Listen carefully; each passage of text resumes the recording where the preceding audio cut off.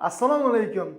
Sekundingizni sarflang va yangi qoida o'rganing. Bugun sizlar bilan G harfining mustasno holatlari, uning G deb o'qilishi va G deb o'qilish qoidasiga yuzlanamiz. Demak, ketdik. Bugungi harfimiz G harfi. Demak, G dan keyin unlilarni ikki guruhga ajratamiz. Qattiq va yumshoq unlilarga. Qattiq unlilar bular O, U, A. Yumshoq unlilar I, E, Y. Demak, agar G harfidan keyin qattiq unlilar kelsa, masalan G dan keyin O kelsa, unda good, goal, google, goat, go, gun.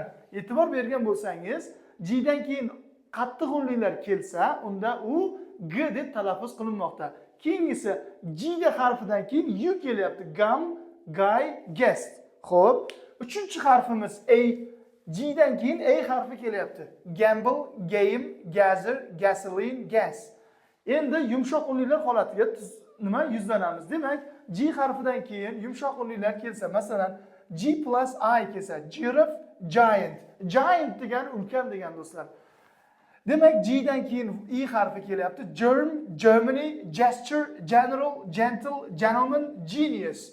G harfidan keyin Y harfi kelmoqda. Gym, gimnazium deb talaffuz qilinmoqda. Lekin undan keyin yana G dan keyin 20 ta undoshimiz bor edi-yu. Ingliz tilida 26 ta harfimiz bor. Shundan 6 tasi unli, 20 tasi undosh. G dan keyin har qanday undosh harf bilan so'z boshlasa, uni G deb talaffuz qilamiz. Masalan, global, globe, glass, grass, glory, glider, glow, glue, groom, gray.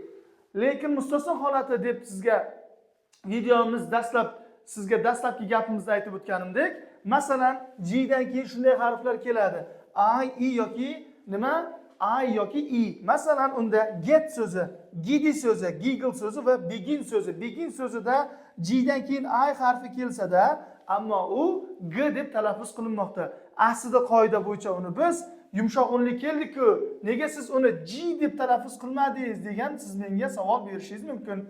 Demak, biz shu yerda videomizni yakunlaymiz. Shunga o'xshagan video va darsliklarga ega bo'lmoqchi bo'lsangiz, izohlarda plus belgisini qoldiring va bizning birinchi bepul darslarimizga yoziling. Sizlar bilan Farruh Sailov bo'ldi. Yo'nalishimda ko'rishguncha. Bum!